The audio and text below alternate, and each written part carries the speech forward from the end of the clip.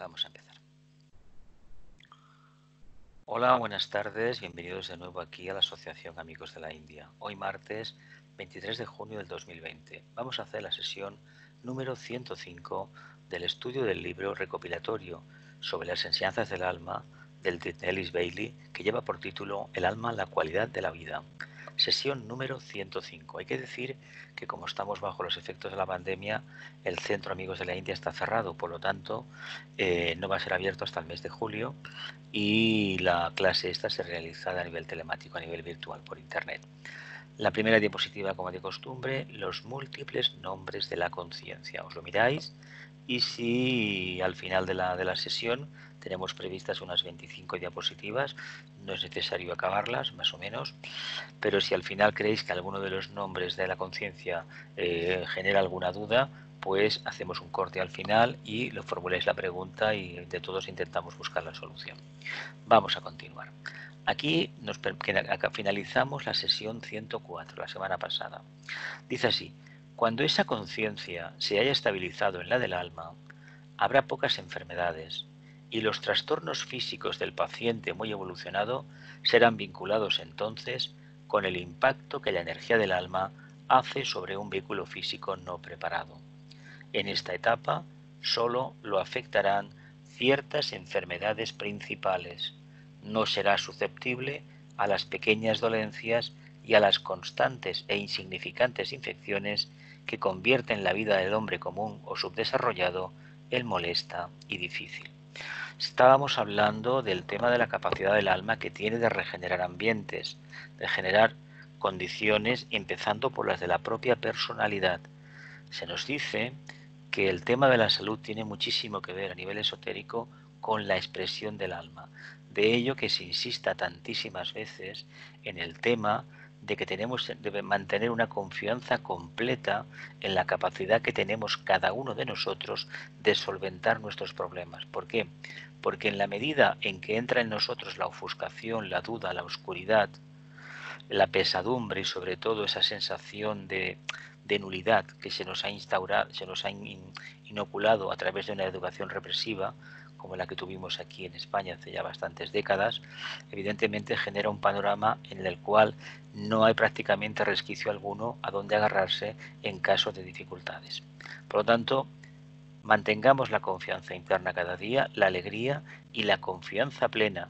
Si no tenemos idea de lo que es el alma, si no sabemos lo que es el plan, no importa, en nosotros mismos, porque este paso va a ser muy importante para que nuestra conciencia dé el paso trascendental de la conciencia de masa a la conciencia enfocada, autoenfocada.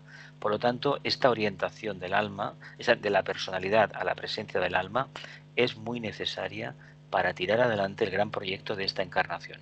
Por tanto, si queremos ver algún día florecer en nosotros esta flor, este alma, este vehículo causal abierto y resplandeciente, no tenemos más remedio que confiar en nosotros mismos, en nadie más al principio, confianza en nosotros mismos.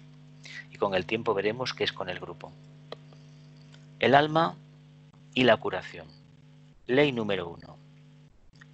Toda enfermedad es el resultado de la inhibición de la vida del alma. Toda enfermedad es la inhibición del resultado de la vida del alma. No, que hemos dicho no. Perdón. Toda enfermedad es el resultado de la inhibición de la vida del alma.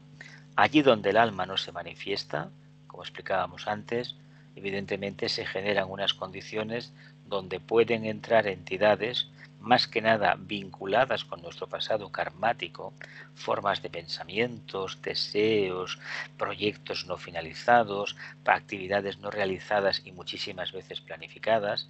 Todo eso se va cristalizando y acaba provocando unos cortocircuitos en la conexión de los nadis, del sistema que repercute en el sistema nervioso, repercute en el sistema neuronal y al final nos podemos convertir en seres humanos completamente atrofiados en sus facultades intelectuales. Y ya sabemos muy bien que a una de las cosas que sí deberíamos tener un poco de respeto es a perder las facultades intelectuales, porque si lo hacemos prácticamente perdemos la conciencia. Es decir, un cáncer, una dolencia cardíaca, una dolencia hepática, un problema pulmonar, un problema de riñones, de articulaciones, no es nada en comparación a lo que puede acontecer si perdemos la conciencia. Si la mente falla, como se dice popularmente, si la cabeza falla, prácticamente la encarnación se convierte en un auténtico drama. El ser que está en esas condiciones no tiene plena conciencia, plena facultad de lo que está sucediendo. El karma es de la familia. Entendamos entonces que hemos de hacer lo posible para mantenernos siempre plenamente conscientes de lo que nos acontece, porque va a ser la mejor forma de aposentarnos de cara al futuro de nuestra evolución. Sí que probablemente tengamos karmáticamente, o porque el karma de la humanidad en estos momentos es ese, que marchar de esta encarnación con una enfermedad neuronal degenerativa. Seguramente que sí, no lo sabemos. Pero lo importante es que mientras eso no acontezca, seamos plenamente conscientes de cada paso que damos. Y mantengamos la confianza plena en el propósito, en la existencia del alma. Y cualquier vicisitud que se presente delante del alma no tiene nada que hacer. Es decir, saldremos triunfantes. ¿Cómo? No como queríamos, sino con otra solución que nos va a satisfacer muchísimo más que la que teníamos prevista. Porque la que teníamos prevista no es real. Y la que al final aconteció sí que es real. Así que, repito, toda enfermedad es el resultado de la inhibición de la vida del alma. Dice el tibetano, esto es verdad para todas las formas de todos los reinos. El arte del curador, del sanador, consiste en liberar al alma a fin de que su vida pueda fluir a través del conglomerado de organismos que constituyen una forma determinada. La mejor manera de liberar al alma no es que consigamos desencarnar y apartarnos de la forma, sino que la forma, tanto el vehículo físico etérico, el emocional como el mental concreto, no sean cárceles asfixiantes para el alma como acontece en estos tiempos. Si somos capaces de pensar en términos abstractos, buscar el mayor bien para el mayor número, estar continuamente contentos con todo lo que sucede, incluso cuando esas cosas, desde el punto de vista de la mente concreta o del plexo solar, nos desagradan profundamente, estaremos, sin engañarnos, siendo conscientes de dónde estamos y de haciendo el trabajo que hacemos y por qué lo estamos haciendo. Llegará un día que todo eso desaparecerá y solamente quedará el alma manifestándose dentro de los vehículos de la personalidad. Por lo tanto, recordemos que toda enfermedad es el resultado de la inhibición de la vida del alma. Por lo tanto, manifestemos plenamente al alma, no la mantengamos ahí tapada, escondida en el cajón, no. Actuemos como almas. 2. Toda enfermedad, y esto es algo conocido, es producida por la falta de armonía, desarmonía entre el aspecto forma y la vida, aquello que une la forma y la vida, o más bien el resultado de esta unión, denominada alma, el yo en lo que respecta a la humanidad y el principio integrador en lo que concierne a los reinos subhumanos. En la medida en que entendamos que el concepto alma es el punto neutro entre la forma, la personalidad y el mundo arquetípico de la tríada espiritual, en el momento que lo entendamos, estaremos en condiciones de integrar plenamente la personalidad. De hecho, ya tendremos casi finalizada la integración de la personalidad. Ahora vendrá un proceso maravilloso que llevará su tiempo, sus vidas, provocar una fusión, pero lo más difícil es alcanzar el punto de integración de la personalidad. Expresado en un lenguaje más asequible, sería como si estuviéramos viviendo en el entrecejo. Desde la perspectiva del sitial del entrecejo, se observa la vida con una completa indiferencia. ¿Qué quiere decir? Que no hay reacciones adversas a todo aquello que nos acontece, sino que forma parte de la propia evolución. El drama de los humanos es que generalmente y creemos que estas preguntas banales que nos hacemos, si avanzamos o no avanzamos, son preguntas que en el fondo están sugeridas por el alma o creemos que nos van a acercar al alma. Hay que decir que eso no va por ahí. Lo que se pide por parte de la jerarquía de las ramas es que nos hagamos otra pregunta. ¿Cómo puedo ser más eficaz? ¿Cómo puedo ser más útil? ¿Qué puedo hacer? ¿Qué debo hacer, mejor dicho? Y olvidarnos de todo lo demás, todo lo que esté relacionado con las menudencias de nuestra forma, de nuestra personalidad. Pensad que los problemas nuestros no tienen nada que ver con los problemas que tienen miles de millones de seres humanos en el planeta Tierra. Y ya que estamos estudiando esoterismo, no debemos mantener un espíritu crítico ni egoísta. Crítico despectivo con respecto a los demás. Ellos están en su situación, pero si nosotros hemos despertado en cierta medida, tenemos muchísima más responsabilidad. Por lo tanto, nos corresponde a nosotros tirar del carro, no a ellos. Ellos ya lo harán después. Toda enfermedad, y esto es algo conocido, es producida por la falta de armonía, desarmonía entre el aspecto forma y el aspecto vida. Por lo tanto, entendamos que la vida con mayúsculas, el espíritu, necesita de la forma para evolucionar. El día que tengamos una duda, pensemos que el logos planetario utiliza el planeta Tierra, físicamente como lo conocemos, el globo D de la cadena terrestre, para manifestarse. Y se manifiesta a través de los seres humanos, a través del quinto reino de las almas liberadas. Por lo tanto, nuestra meta es esa, llegar a formar parte del quinto reino. Dice, las enfermedades aparecen donde hay alineamiento entre estos diversos factores, donde no hay alineamiento entre estos diversos factores, el alma y la forma, la vida y su expresión, las realidades subjetivas y objetivas. En consecuencia, espíritu y materia no están libremente relacionados entre sí. Esto es un modo de interpretar la primera ley. Nosotros, en la enseñanza esotérica, hay un capítulo dedicado nada más que a la ciencia de la Antakarana, a la ciencia de la construcción del puente arcoíris entre la unidad mental aislada y lo que es el reino del alma, la parte de la mente abstracta y la mente concreta.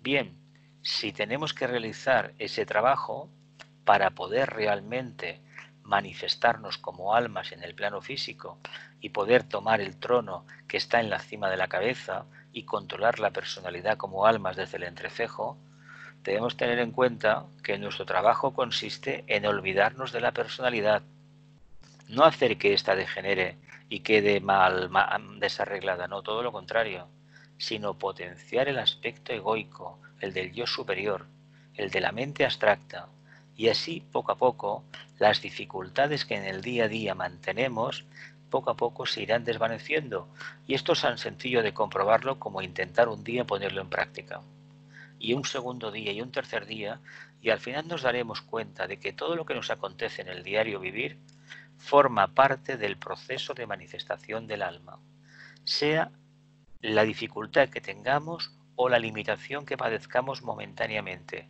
en nuestro ambiente familiar, karmático, etcétera, etcétera.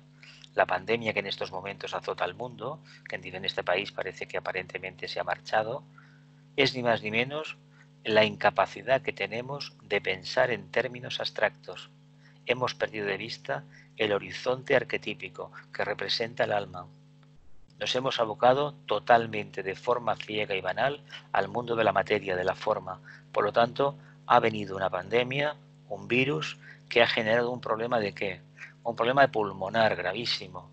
Cuando respiramos, que inhalamos aire, ¿verdad? ¿Y el aire qué es? ¿No será el prana? ¿No será que tenemos dificultades de captación del prana? No olvidemos que todo lo que nos rodea está compuesto por prana. Por lo tanto, si los pulmones que tienen la función de absorberlo, sintetizar el oxígeno y transmitírselo a las células mediante la corriente sanguínea, no pueden realizar ese trabajo, es que nosotros nos hemos materializado demasiado. Hemos dado la espalda a lo más abstracto, a lo más sublime. En consecuencia, a espíritu y materia no están libremente relacionados entre sí. Hay que hacer lo posible para tener en mente cada día la idea de que sí somos espíritus, sí, por supuesto, somos mónadas. Tenemos un punto neutro de conciencia llamado alma y tenemos unos vehículos de manifestación. No lo perdamos de vista esto, porque vamos a ver muy bien lo que va a significar después vivir en el alma. No hagamos como mucha gente hace, que se quiere rehuir la responsabilidad y el trabajo y afirmar cada día categóricamente que son almas y almas. Lo pueden repetir muchas veces si quieren, pero mientras no sean conscientes plenamente de lo que realizan como personalidades y no dejen de perder de vista la visión del contacto superior, no estarán haciendo su trabajo. Dicho en lenguaje popular, hay que tener los pies en tierra.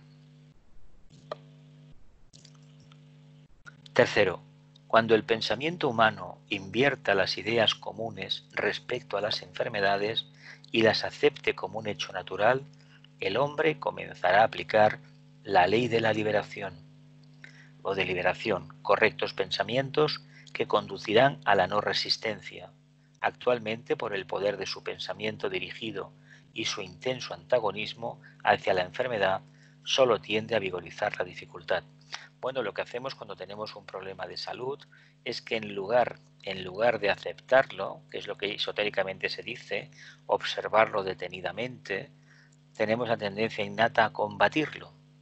Claro, si dentro de mí ha surgido algo que se ha salido del código general, del programa informático general del ADN, y empieza a desarrollarse una neoplasia de estas, un cáncer, vaya, empieza a actuar de una manera diferente, tengamos en cuenta que en el fondo eso equivale a un pensamiento negativo que va corroyendo que la comunicación con el aspecto superior de conciencia, con el alma, cada vez que tenemos pensamientos negativos, es decir, de fortalecimiento de la personalidad a expensas de los demás o del contacto con el alma, estamos generando unos gérmenes dentro nuestro que acabarán precipitando una crisis muy grave, de salud, por supuesto.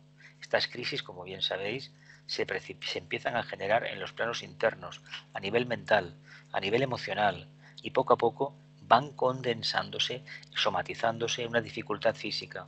Pero estas dificultades, nuestro mundo emocional hay que entender que está abocado plenamente al mundo del deseo. Por lo tanto, si estamos viviendo en el mundo del deseo, ¿qué nos ha sucedido? Pues que nos han surgido limitaciones que están relacionadas con el deseo. Problemas, todo lo que es la zona del vientre, toda esta zona del hígado, del páncreas, estómago, hay un chakra regulador, ¿verdad? Ahí tenemos el plexo solar. Pues cuanto la vida del plexo solar sea más activa desde el punto de vista de la personalidad, no fusionada con el alma, sino separada, los problemas que tengamos serán mayores. Así que vivamos la vida con mesura, con alegría, con equidistancia, ni grandísimos estados de euforia, ni grandes estados de depresión. Punto neutro. Si vivimos en el punto neutro, vendrá el karma igual, no nos equivoquemos. Ahora, nuestra reacción será completamente distinta. Se trata de eso. Se trata de apreciar que una pequeña composición como esta, de unas cuantas macetas de flores en la terraza de cualquier casa de piso de España, pueda realmente que presentar armonía, ¿verdad? Cada planta da lo que debe de dar. Por lo tanto, entendamos que las pequeñas limitaciones, en el fondo, ¿qué son? Un abono para que las cualidades que están detrás de la materia y que poco a poco la propia materia va reflejando, sean realidades de conciencia, no simples quimeras. Dice actualmente, por el poder de su pensamiento dirigido a su intenso antagonismo hacia la enfermedad, solo tiende a vigorizar la dificultad.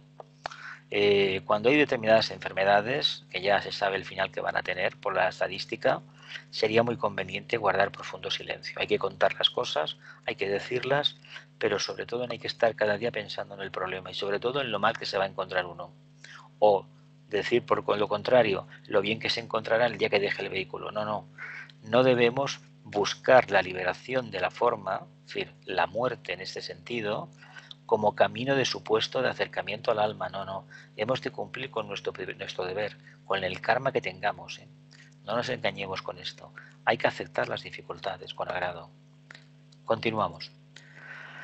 Dice, cuando reoriente su pensamiento hacia la verdad y el alma, las enfermedades del plano físico comenzarán a desaparecer. Esto será evidente al estudiar más adelante el método de extirparlas. La enfermedad existe, las formas en los reinos de la naturaleza carecen de armonía y no están alineadas con la vida inmanente. Entonces, en todas partes existen enfermedad y corrupción y la tendencia a la disolución. Dice el tibetano, elijo mis palabras con cuidado.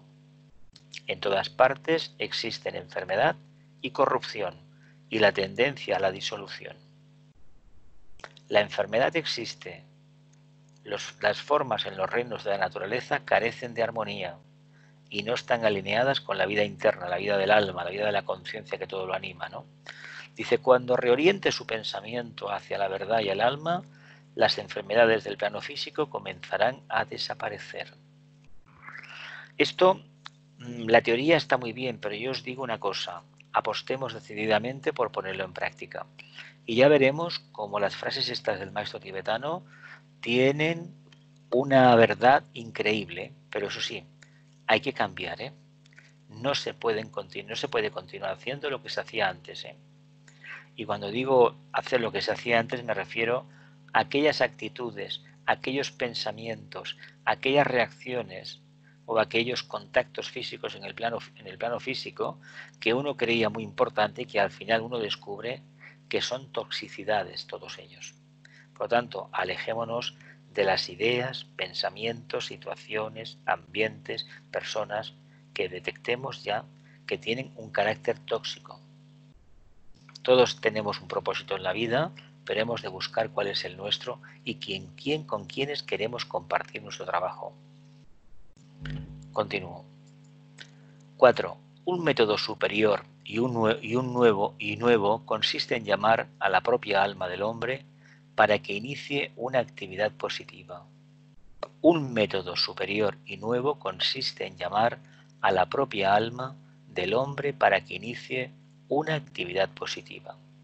Dice, la verdadera y futura curación se efectuará cuando la vida del alma pueda fluir sin impedimento ni obstáculo a través de cada aspecto de la naturaleza forma, pudiendo entonces vitalizarla con su potencia y también eliminar esas congestiones y obstrucciones que son fuente fructífera de enfermedades. Evidentemente, la primera invocación que deberíamos hacer es a la propia alma, al yo superior. Y si somos honestos, hay que decir que más pronto que tarde tendremos respuesta por parte del alma. Eso sí, como os comentaba antes, habrá que cambiar un poco. Habrá que hacer cosas diferentes que aparentemente no tienen demasiada... No se va a notar el cambio, pero a nivel de conciencia vamos a notar el cambio. Y todo parte de una nueva actitud psicológica, de aceptación de las dificultades. Mientras uno vive una vida cómoda y relajada sin problemas, este uno se aparta ¿de qué? Del contacto con el alma y se acaba ¿dónde? Se acaba endiosando en el mundo de la materia, que es precisamente una cárcel que nos va a conducir a donde ya sabemos. Por lo tanto, hagamos lo posible por aceptar de buen grado las limitaciones, las dificultades y darnos cuenta que esas pruebas, con confianza interna, porque la demostramos ya, las vamos a superar. Y lo que viene es tan nuevo que todavía no lo podemos ni imaginar. Por tanto, adelante con la expresión libre del alma. 5. Dos palabras resumen la actividad de curador. Magnetismo y radiación. Magnetismo y radiación. Regla 1. El curador debe tratar de vincular su alma, corazón, cerebro y manos. El curador debe tratar de vincular su alma, corazón, cerebro y manos. Así puede verter de la fuerza vital curadora sobre el paciente. Esto es trabajo magnético. Puede curar la enfermedad o acrecentar el estado maligno, de acuerdo al conocimiento del curador. Esto es un aviso para el tema de las manos, porque, a ver, uno se puede equivocar, evidentemente, pero hay que tener en cuenta que la persona que realmente quiere ser sanador, hay que decir que todos los discípulos, por iniciación, son sanadores a su nivel, son todos sanadores. Y de hecho que su propia presencia ya en determinados ambientes hace de punto neutro, de punto de sanación. Pero lo que el ser humano en estos tiempos anhela es una curación mágica que no afecte a la integridad de su personalidad. Y hay que decir que esos milagros, esos falsos milagros no existen. Si uno quiere sanar alguna dolencia tendrá que cambiar. Ese es el peaje que hay que pagar. Si a la gente no quiere cambiar, pues entonces que acepte libremente todo aquello que el destino le ha aportado, en un sentido o en otro. Y si es el negativo, con mayor motivo. ¿Por qué? Porque va a ver que las dificultades, cuando se cambian en oportunidades, uno ve el gran foco de luz que atesoraban, un auténtico tesoro de iluminación. Y eso son las dificultades. Si todo va muy bien, muy fácil, no iremos a ninguna parte, no tendremos más luz, ni sabremos bien qué es la luz. Dice, el curador debe tratar de vincular su alma, corazón, cerebro y manos. Así puede verter la fuerza vital, el prana, sobre el paciente. Esto es trabajo magnético. Puede curar la enfermedad o acrecentar el estado maligno, de acuerdo al conocimiento del curador. Bueno, apostemos siempre por hacer el bien, ¿eh? Continúo. El curador debe tratar de vincular su alma, cerebro, corazón y emanación áurica. Así puede nutrir la vida del alma del paciente. Esto es trabajo de irradiación. ¿Qué diferencia hay entre otro? Pues básicamente que era, el anterior caso era alma, cerebro y manos, ¿verdad? Eso es radiación magnética, lo que sería el trabajo magnético. Y aquí se trata de un trabajo de irradiación. Bien, quitamos las manos y ponemos el cerebro. Tratar de vincular alma, cerebro y corazón. Ponemos cerebro y corazón. En sustitución de las manos, ¿qué tenemos entonces? Pues un trabajo diferente. Ya no ponemos las manos. Solamente nuestra presencia hace el trabajo. Hay que entender que hay otra fase que tiene que es prácticamente es casi la misma, que es una curación a distancia con un pensamiento sostenido. Y eso es para aquellos que realmente tienen un trabajo hecho muy grande. Dice, este es trabajo de irradiación. Las manos no son necesarias. El amor despliega su poder. El alma del paciente, a través de la respuesta de su aura, responde a la irradiación del aura del curador, inundada por la energía del alma. De hecho, la curación, me imagino que esto ya lo hemos hablado muchas veces, en rayos, por ejemplo, o en Agni Yoga, o en los misterios del yoga, es de alma a alma, ¿eh? Hay que focalizarse por parte del curador en el alma, del sanador curador, invocar al alma del paciente, y sin el permiso del alma no se puede hacer ninguna sanación.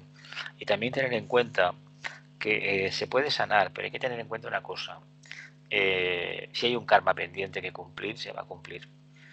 Sí que si es una enfermedad, tal vez lo que era la dolencia, la sensación de angustia que provoca el dolor, eso desaparezca, pero la enfermedad seguirá su curso. No olvidemos que el karma no es nuestro, ¿eh? No tenemos potestad precisamente para erradicarlo, ¿eh? Ahora, tenemos la obligación de poner comprensión, luz y amor donde no hay. Eso sí que es obligación nuestra. El amor despliega su poder. El alma del paciente, a través de la respuesta de su aura, responde a la irradiación del aura del curador, inundada por la energía del alma. Continúo. 6. Las condiciones indeseables se las considera como resultado de la falta de contacto y control por el alma. Al paciente, si puedo denominarlo así, se le enseña a apartar sus ojos y consecuentemente su atención de sí mismo, de sus sufrimientos, complejos, ideas fijas y pensamientos indeseables, y a enfocarlos en el alma, la divina realidad dentro de la forma y en la conciencia crística. Es lo que hemos comentado antes, el mejor método de autocuración es este. ¿Por qué, por ejemplo, en la literatura, el cine, por ejemplo, hemos visto películas en que la gente está desesperada y acude, por ejemplo, a lo mejor a un confesor, acude a un gurú, acude a una iglesia o de cualquier religión del mundo, a un templo, y la respuesta le dicen siempre es la misma? Siempre. Es curioso esto, es paradigmático. Olvídate de ti mismo, confía en Dios, ama más, comprende el plan, comprende el propósito. ¿Qué se te está diciendo?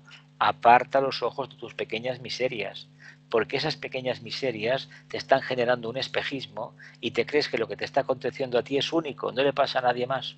No, todo el mundo tiene problemas. Y si supiéramos los problemas que tienen los demás, nunca nos autocriticaríamos ni nos autodespreciaríamos. ¿Por qué lo digo? Porque perdemos mucho tiempo comparándonos con los demás. Cuando tenemos un problema, estos no tienen esto y yo lo tengo, ¿por qué lo tengo? Bueno, yo tengo que aprender algo. Y lo que tengan ellos, que no sé lo que es, porque la apariencia no es la realidad ni mucho menos, ya se lo ventilarán ellos. El problema es que yo me ventile mi problema, que es aceptarme como alma dentro de la forma. Por lo tanto, si me acepto como un alma que evoluciona dentro de una forma que tiene bastante de involutivo, por no decir todo, debo aceptar que lo que se acontece en el día a día forma parte de esta experiencia.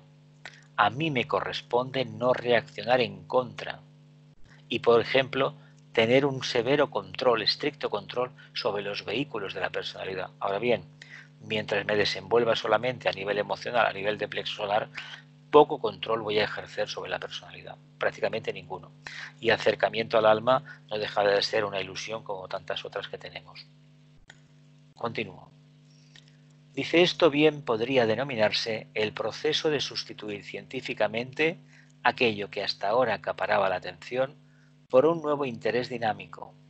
Pone en actividad funcionante un factor colaborador cuya energía remete a través de la vida inferior de la personalidad y arrastra todas las erróneas tendencias psicológicas, complejos indeseables, conducentes a erróneos acercamientos a la vida.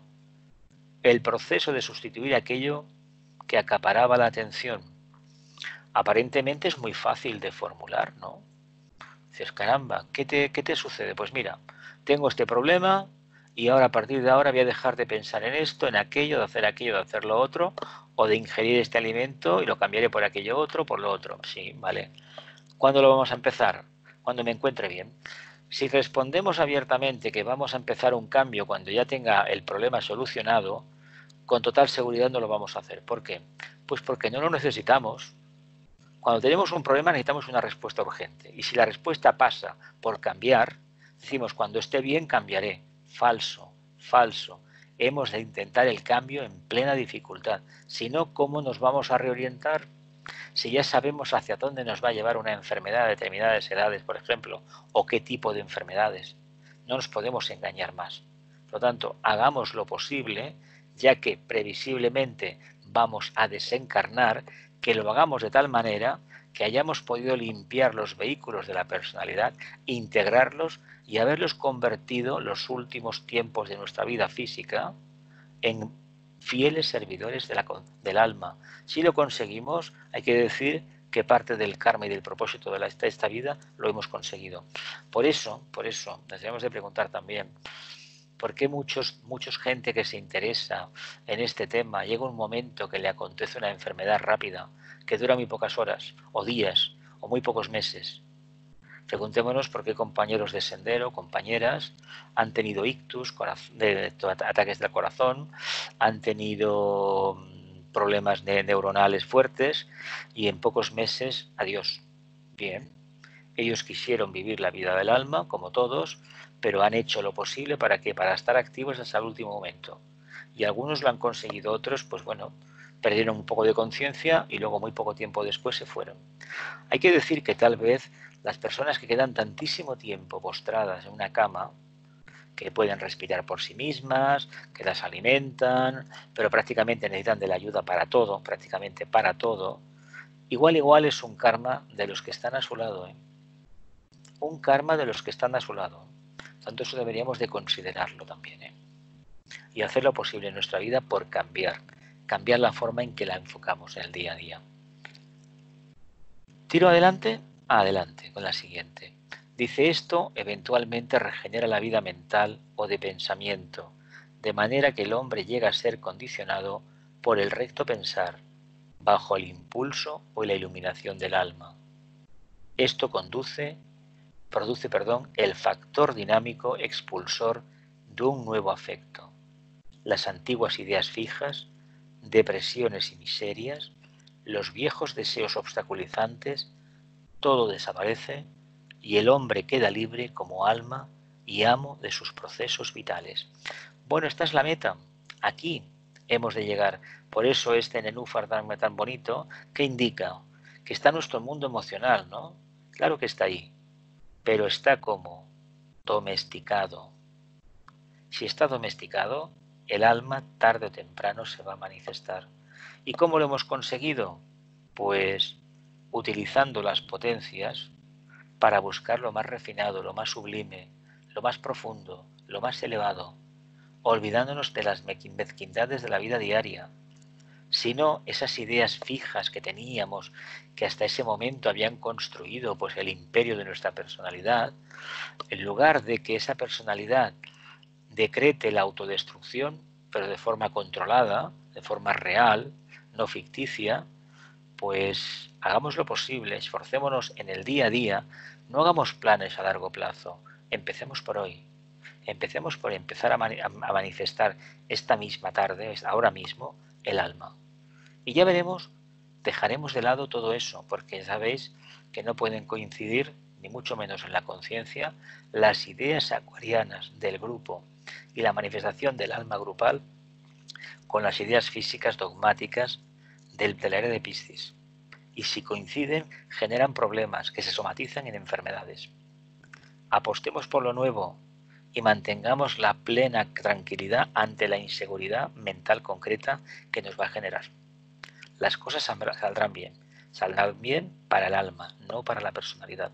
Ya sabemos que la personalidad es un medio para que se manifieste el alma. ¿Continuamos?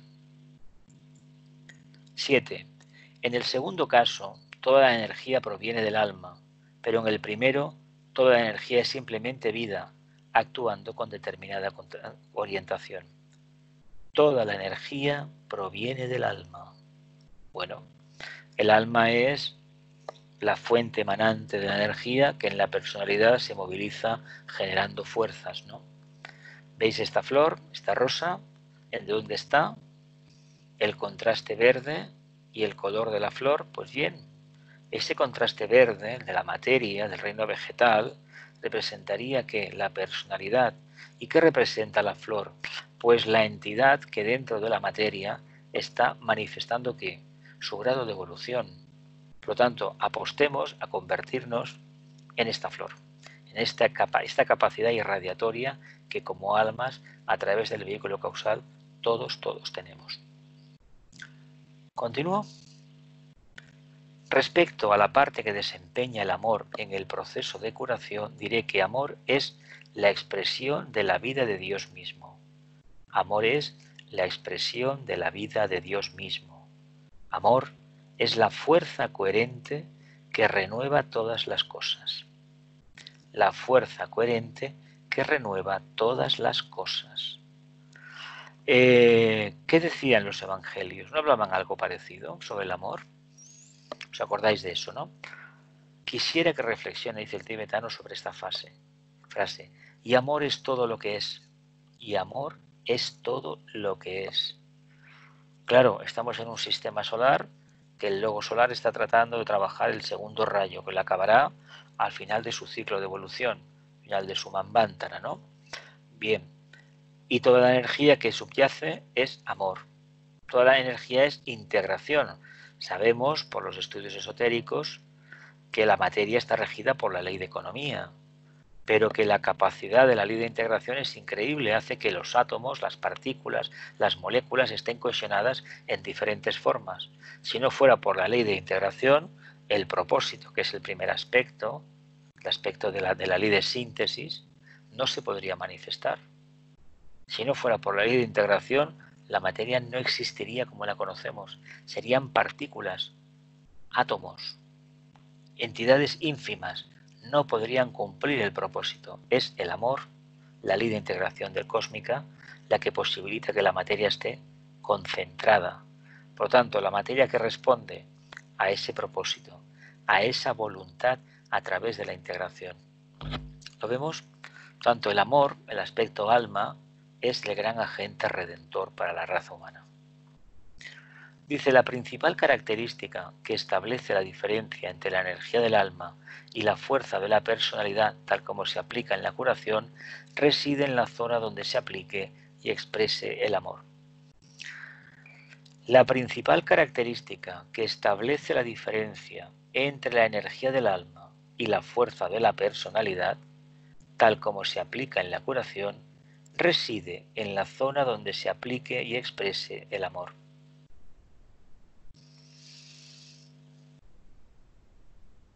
¿Sugiere algo?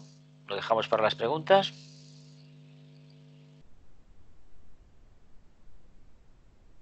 Continuamos. Dice, la fuerza de la personalidad es emocional, plena de sentimiento y cuando se la emplea, la personalidad es siempre consciente de sí misma como curadora y el centro dramático del escenario donde hay dos actores, el curador y el que debe ser curado. La energía del alma actúa inconscientemente y es manejada por quienes están en contacto con sus almas y en consecuencia descentralizados. Ellos se hallan fuera del escenario, si puedo emplear esta frase, dedicados completamente al amor, actividad y propósito grupales. Dice, la energía del alma actúa de forma inconsciente y es manejada por quienes están en contacto con sus almas y en consecuencia están descentralizados, es decir, viven como almas dentro de una personalidad pero no se identifican con la misma, por lo tanto están descentralizados. Ellos se hallan fuera del escenario, si puedo emplear esta frase, dedicados completamente al amor, actividad y propósitos grupales. Bueno, estos serían sanadores iniciados. Ojalá tengamos muchos en la tierra y ojalá algún día seamos nosotros también estos agentes. La energía del alma actúa inconscientemente y es manejada por quienes están en contacto con sus almas y en consecuencia descentralizados. El ego y las fuerzas negras. Los hermanos negros son, nunca lo olviden, dice el tibetano, hermanos equivocados y descarriados, aunque hijos del mismo Padre, que se han extraviado en lejanas tierras, lejanos momentos de la evolución. El camino de retorno será largo para ellos, pero la misericordia de la evolución inevitablemente los obligará a volver por el sendero de retorno en ciclos distantes. La misericordia de la evolución, de forma inevitable, los obligará a volver por el sendero de retorno en ciclos distantes.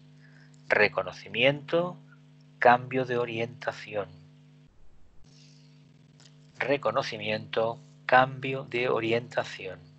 Generalmente, el proceso de apartarse del camino de la luz comienza cuando uno desarrolla un intelecto poderoso y a partir de ahí va persistiendo en la razón de su mente concreta y va dejando todo resquicio de amor, de sensibilidad, de buena voluntad hacia los demás.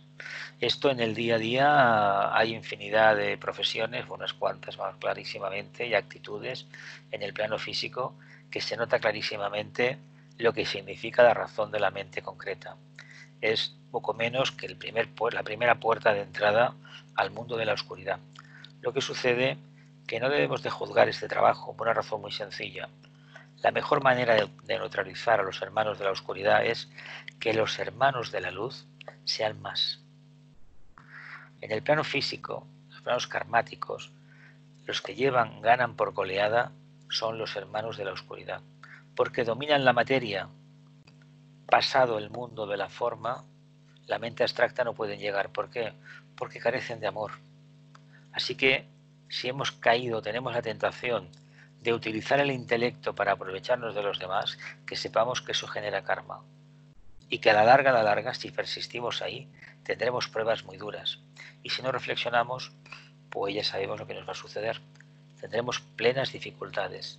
Sí que lo dominaremos todo en el plano físico, pero eso no será ni muchísimo menos necesario para poder acceder a los mundos superiores. Se dice además a nivel popular que un mago negro no es pobre, siempre son ricos. ¿Por qué? Pues porque el poder del pensamiento les da para eso, para trabajar la materia. Los magos blancos, la mayoría de las veces no tienen nada, pero es que no lo deben de tener físicamente. ¿Por qué? Porque la materia es un medio para manifestar el espíritu. Si no se consigue, no sirve para nada. ¿Sigo? Adelante. Quien sobreexcite la mente concreta y consienta cerrarse continuamente a lo superior, corre el peligro de desviarse por el sendero de la izquierda. Muchos son los que se desvían así, pero vuelven sobre sus pasos y evitan cometer los errores en el futuro, así como el niño que se quema una vez evita acercarse al fuego. Bueno, pues ojalá el día que nos demos cuenta de si algo que un pensamiento nuestro sostenido sobre algo, sobre alguien ha producido un efecto indeseable, que sepamos que a partir de ahí debemos de cambiar. Por lo tanto, asumamos el riesgo, asumamos lo que nos venga, pero no volvamos a repetir el error. Quien sobreexcite la mente concreta y consienta cerrarse continuamente a lo superior, corre el peligro de desviarse por el sendero de la izquierda. Continúo. Dice: el hombre que persiste a pesar de las advertencias y del dolor es el que finalmente se convierte en un hermano de la oscuridad. Al principio, el ego lucha denodadamente para impedir que la personalidad se desarrolle de esta manera, pero las deficiencias del cuerpo causal, no olviden que nuestros vicios no son más que nuestras virtudes mal empleadas, hace que éste se desequilibre y desarrolle excesivamente en un sentido y esté lleno de huecos y brechas allí donde deberían hallarse las virtudes. Por lo tanto, todo lo que hacemos repercute, ¿verdad? Si apostamos por una línea definida durante bastante tiempo, pues ¿qué sucede? Que acarrea dudas. Fijaos que en el plano físico a veces se dan circunstancias para que se pueda hacer de una manera natural cosas que a uno no le gustaría hacer. A veces uno las tiene que hacer por razones X, las ha hecho, y pasado un tiempo ve el alcance de la acción, la consecuencia, y decide directamente no volver a repetir esa experiencia.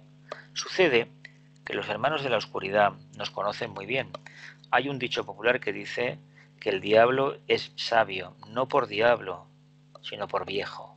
Por lo tanto, como tiene muchísima experiencia, sabe perfectamente que el ser humano está limitado por su mundo de deseos, dirigido por su mundo de deseos. Por lo tanto, cuando desee tener más dinero, por ejemplo, ahí estará el mago negro, igual que la mafia, para prestárselo. ¿A qué interés? Más vale que no lo sepamos. ¿A qué interés? Todo lo que viene de manera fácil no conduce precisamente a la luz, conduce a la oscuridad. Continúo. El hermano negro no se siente unido a su especie, no se identifica con el resto de los humanos. Solo ve personas que han de ser explotadas por sus propios fines, para sus propios fines. Bueno, los grandes capitalistas del siglo XIX y del siglo XX en todo el mundo, y todavía lo siguen haciendo francamente, han dado demasiadas notas, demasiados ejemplos de en qué línea de evolución están. Yo no digo nada más. Sí, ya me habréis dicho, escuchado alguna vez, más de una vez, señalando que algunos personajes públicos de nuestro país o de otros no están precisamente en el sendero de la luz, están en otro sendero. Pero eso es algo que está ahí. ¿Por qué no se tiene en cuenta esto? Pues porque la gente quiere tener tanto como ellos. Los critican, pero en el fondo quieren ser millonarios, multimillonarios como ellos, para poder hacer aquello que quieren, teniendo en cuenta que así como el mago negro se conoce a la perfección, ese es el requisito principal como para el mago blanco, las personas que critican en general y que no tienen autoconciencia no se conocen perfectamente. Por lo tanto, no soportarían esas energías para nada. Dice: esta es, en pequeña escala, la marca de aquellos que, a sabiendas o no, son sus instrumentos. No respetan a persona alguna. Consideran a todos los hombres como presa legítima. Emplean a cualquiera para llevar adelante sus propósitos y por todos los medios a su alcance. Correctos o incorrectos, procuran destruir toda oposición y adquirir cuanto desean para su yo personal. Bueno, en el siglo XX, porque es el que tenemos más referencias en este momento, han habido ejemplos para dar y vender.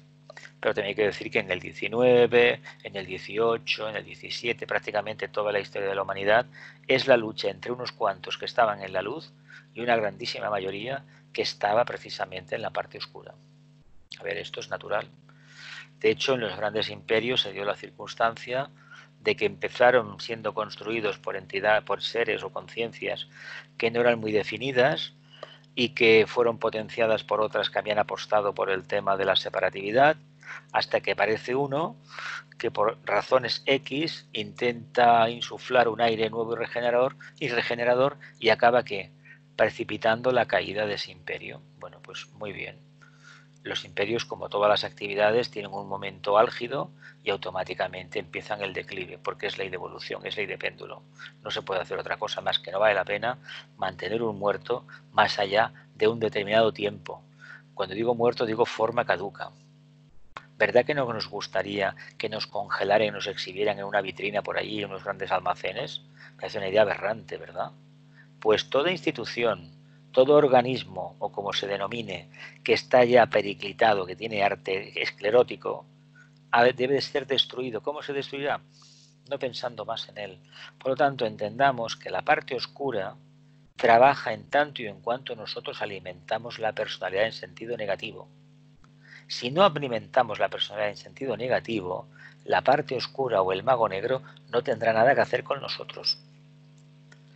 Sí que es cierto que pasada la segunda iniciación, que representa un control muy grande, autocontrol del mundo emocional, el tema del miedo sobre todo, se están esperando porque saben que hay unas tendencias que te han servido, están bien dominadas, pero hay una serie de intereses que todavía no están plenamente satisfechos y están esperando alimentártelos para apartarte de la luz. Y en España tenemos, por ejemplo, sin ir más lejos, algunos ejemplos notables. Y en todo el mundo los hay a montones, en todo el mundo. ¿Continúa? Dice, el hermano negro no tiene en cuenta el sufrimiento que pueda ocasionar, ni se preocupa de la agonía mental que podría causar en su adversario. Persiste en sus propósitos y no los abandona, aunque dañe a alguien, sea hombre, mujer o niño, con tal que sus propios fines se cumplan. No hay que esperar compasión de quienes se oponen a la hermandad de la luz. Bueno, hay ciertos personajes en la política internacional que hablan por sí solos, no cal mencionarlos. Necesario. Dice, el hermano negro no tiene en cuenta el sufrimiento que pueda ocasionar. No hay que esperar compasión de quienes se oponen a la hermandad de la luz. Por lo tanto, tratar de negociar con el demonio, con el diablo, con la parte oscura, lo más probable que nos va a conducir en un callejón sin salida. Vamos a perder el alma, la honra, la vida, ¿verdad que sí? Con ellos ni vamos, nada, ni agua, nada. Es como querer negociar con la mafia a nivel internacional, como algunos gobiernos, algunos estados hacen en todo el mundo, porque eso es lo que hay. Eso no se debería de hacer. No se debería de hacer nunca. Con frecuencia, el hermano negro se disfraza de agente de luz. Pues esto sí, hay que decir que esto existe bastante, presentándose a menudo como mensajero de los dioses, pero para seguridad de ustedes les diré que quien actúe guiado por el ego obtendrá clara percepción y escapará al engaño. Quien actúe guiado por el alma obtendrá clara percepción y escapará al engaño. Hay mucha gente que, bueno, que es un falso gurú, es decir, no es un gurú que trae la luz, sino que quiere dominar a las personas. Y esta capacidad la tiene muchísima gente hoy en día, gente que sale por los medios de comunicación, y yo siempre os digo, siempre en todas mis clases, que tengáis mucho cuidado, que miréis detenidamente la cara de esa persona y mediante la meditación habrá un atisbo de intuición y veremos en qué camino se encuentran. Pero para ello debemos tener claro, primero, en qué camino nos encontramos nosotros mismos. No señalemos a los demás como que están equivocados, porque tal vez el que está equivocado es uno mismo. Dice, presentándose a menudo como mensajero de los dioses. Bueno, pues sí, porque también hay que decir una cosa. La idea de los dioses es una idea humana, y como la hemos prostituido hasta la saciedad, realmente tiene más de oscuridad que de luz. Porque el día que descubramos que existe la luz al margen de los dioses, de las ideas que nos hemos figurado nosotros de ellos, ese día daremos un gran cambio, un gran salto en la humanidad. Continúo. El alma y el servicio. Quizás pregunte qué servicio prestará. Eso, hermano mío, lo sabrá durante la meditación. ¿Tenemos dudas respecto a qué línea de servicio deberíamos desarrollar en esta encarnación? Pues el tibetano recomienda a un estudiante suyo que medite. Y en la meditación un día de forma anónima, inspiradísima, de forma muy disimulada, sin llamar la atención, mira, esa puerta te indica un camino. Y funciona así, como una puerta que se abre y se ve la luz, o se ve súbitamente una imagen. Bueno, hay que ser fiel al alma, ¿no? Hay que ser fiel a la intuición. Adelante con ese trabajo. No me corresponde decirle, dice el maestro, qué actividad desempeñará su personalidad. ¿Se lo dirá su propia alma? Pues claro que lo dirá la propia alma. Pero volvemos a lo de antes. Si no tenemos seguridad con ella, no sabemos lo que es o no queremos confiar en ella, no esperemos milagros. Repite, quizás pregunte qué servicio prestará. Eso, hermano mío, lo sabrá durante la meditación. Que precisamente la meditación, que es una comunión con el alma, ¿no? Bien, hemos llegado a la parte final, a la número 25. 2. Muchos se preocupan demasiado de lo que tratan de hacer, de su propio desarrollo, de su capacidad para ayudar o no, manejando al mismo tiempo y en forma inadecuada el problema del propio desapercibimiento y la total dedicación al semejante. Les resulta más importante preguntarse ¿qué estoy aprendiendo? Y estará satisfecho el maestro conmigo, en lugar de qué puedo hacer. Cuando al servir laboriosamente al género humano se olviden de sí mismos y de mí, de su maestro, entonces estaré satisfecho con ustedes. Esto se lo decía las cartas a los discípulos del Discipulado de la Nueva Era número 1 y 2, de aquel famoso grupo que trabajó, entre ellos estaba la Alice Bailey, Roberto Assagioli, el Foster Bailey, el Francisco Brualla y bueno, muchos más, y que es un experimento de trabajo grupal que fracasó, pero que todos eran discípulos de sus maestros. Y le pregunta, ¿cómo estaré yo contento? Pues en la medida en que usted esté trabajando las relaciones humanas desde la perspectiva del alma, esté trabajando la conciencia grupal y no esté preguntándose cada día qué puedo hacer yo por usted, sino qué puede hacer usted por el grupo. Bien, hemos llegado al final. Hacemos un silencio y luego, si queréis, algunas preguntas. Fuera de grabación. Que la luz, el amor y el poder restablezcan el plan en la tierra. Que así sea y cumplamos con nuestra parte.